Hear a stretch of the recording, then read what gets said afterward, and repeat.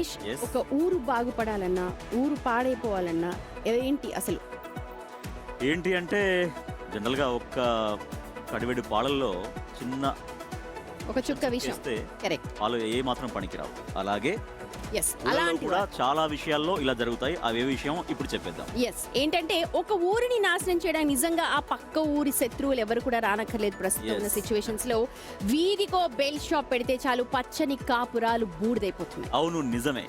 ఇప్పుడు ఏ గ్రామంలో చూసినా బెల్ట్ షాపులు విచ్చలవిడిగా కనిపిస్తున్నాయి. ఇదే విషయంపై ఎన్టీఆర్ జిల్లా వెల్లటూరులో మహిళలు రోడ్డెక్కారు.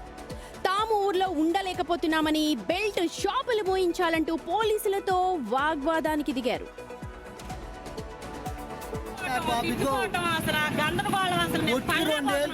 రెండేళ్ళు మూడేళ్ళు తీసుకుంటున్నారు బాబు కొట్టుకి బెల్ట్ షాప్ లో చంద్రబాబు పవన్ కళ్యాణ్ మరి జరిగింది అసలు ఏం చేస్తారు. గ్రామంలో పోలీసులు డ్రగ్స్ పై దండయాత్ర కార్యక్రమం నిర్వహించారు. ఈ విషయం తెలుసుకున్న మహిళలు బెల్ట్ షాపులపై ఫిర్యాదు చేయడానికి వచ్చారు. పోలీసులు ఆ విషయాన్ని చాలా లైట్ గా తీసుకున్నారు. ఫిర్యాదును పట్టించుకోకపోవడంతో ఇప్పుడు మహిళలు ఆందోళనకు దిగారు. బెల్ట్ షాపులు మూవించాలంటూ వాళ్ళు డిమాండ్ చేస్తున్నారు. సో ఇదే చాలా ఊళ్ళల్లో ఇదే ఇబ్బందులు. చాలా మంది మహిళలు బెల్ట్ షాపుల దగ్గర వాళ్ళ పాపం కష్టపడి సంపాదించినటువంటి డబ్బులంతా వాళ్ళ భర్తలో లేకపోతే వాళ్ళ పిల్లలో ఈ రకంగా వెళ్ళి బెల్ట్ షాపులో తాగి ఆరోగ్యం పాడు చేసుకుంటారు అనేది చాలా మంది ఇబ్బంది పడుతున్నారు. రైట్, మా ప్రతినిధి శివ జాయిన్ అవుతున్నారు లైవ్ లో. శివ, డ్రగ్స్ మీద అవగాహన కల్పించిన అధికారులు మరి ఎందుకు బెల్ట్ షాపులపై చూసి చూడనట్టు వ్యవహరిస్తున్నారు?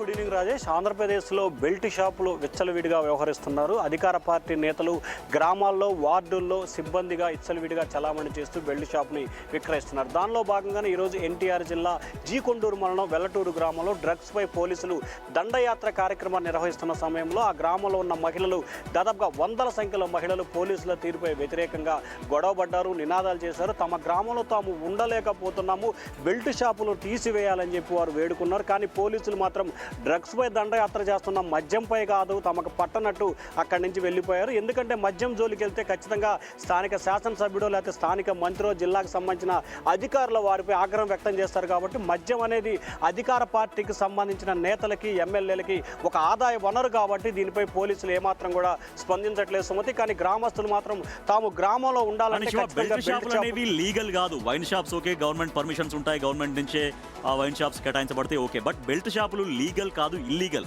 ఇటువంటి విషయంలో పోలీసులు ఖచ్చితంగా యాక్షన్ తీసుకోవాలి. బట్ ఎందుకు అనేది నిజంగా ఆ గ్రామస్తుల గోడు వాళ్ళకి అర్థం కావట్లేదా? వాళ్ళు ఎక్కడ పోయినా మాకు సంబంధం లేదనుకుంటున్నారా ఏంటి?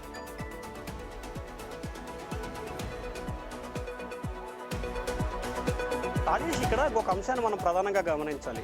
ఏదైతే చట్టం తమ చుట్టం కాదు అనేది ప్రజలు గుర్తిస్తే కానీ పోలీసు అధికారులు మాత్రం ఒక లాజిక్ను అమలు చేస్తున్నారు. ఏదైతే బెల్ట్ షాపుల నిర్వహణకు సంబంధించి అది ఎక్సైజ్ శాఖకు సంబంధించిన పోలీసులు చూస్తారు, లా అండ్ ఆర్డర్కి సంబంధించిన పోలీసుల బాధ్యత కాదని చెప్పి తప్పించుకుంటున్నారు. కానీ పోలీసులు, ఎక్సైజ్ శాఖ పోలీసులు, అధికార పార్టీ నేతలు, ప్రజాప్రతినిధులు మాత్రం ఈ బెల్ట్ షాపుల్లో కీలకమైన పాత్ర పోషిస్తున్నారు, వాటాలు తీసుకోవడంలో ముందుంటున్నారు. కానీ అధికార పార్టీ నేతలు ఎక్కడ కోపానికి గురవుతామో అని చెప్పి పోలీసులు మాత్రం తమకు సంబంధం లేదని చెప్పి తప్పించుకుంటున్నారు. ఇక ఎక్సైజ్ శాఖ పోలీసులు అయితే ఆ వైపు చూడటమే మానేశారు. ఎందుకంటే బెల్ట్ షాపుకు సంబంధించి వైన్ షాపుకు ప్రధానమైన ఆదాయ వనరే బెల్ట్ షాపు. ఎందుకంటే వైన్ షాప్కి వెళ్ళి ఎంఆర్పీ రేట్లకు అమ్మాలి, ప్రభుత్వానికి సంబంధించి ఆదాయం చెల్లించాలి, అలాగే మిగిలిన వాటికి సంబంధించి చాలా ఖర్చులు ఇతరత్తులు ఉంటాయి. కానీ వైన్ షాప్ వల్ల లాభం ఉండదు. ఏ వైన్ షాప్ కింద అయితే ఎక్కువ బెల్ట్ షాపులు ఉంటాయో ఆ బెల్ట్ షాపులు ఎక్కువగా ఉన్న చోట వైన్ షాపుకు మాత్రమే ఎక్కువ స్థాయిలో ఆదాయం వస్తుంది. అందుకనే అధికారులు చూసి చూడనట్లు బెల్ట్ షాప్ విషయంలో వ్యవహరిస్తున్నారు. Rajesh, thank you Shiva. నిజంగా శివ చెప్పారు కదా, ఏంటంటే మా డ్యూటీ కాదు, అది ఎక్సైజ్ పోలీసుల డ్యూటీ అని లా అండ్ ఆర్డర్ పోలీసులు తప్పించుకోవడం. ఇప్పుడు పోలీసులు ఉన్న దేనికి పబ్లిక్ ని కాపాడడం కోసం, వాళ్ళ సమస్యలు పరిష్కారం చేయడం కోసం. కానీ ఇది మా డిపార్ట్మెంట్ కాదు, మాది కాదు అంటే తప్పించుకున్నారు. ఏదేవైనా ఎన్టీఆర్ జిల్లా వాసులు మహిళలు ప్రత్యేకించి మహిళలకు మేము అన్ని విధాలుగా చూస్తాము అన్న గవర్నమెంట్ ప్రత్యేకించి వీటి మీద కూడా దృష్టి పెట్టి వాళ్ళ సమస్య ఏంటో వింటే వాళ్ళకి కాస్త ఆనందంగా ఉంటుంది.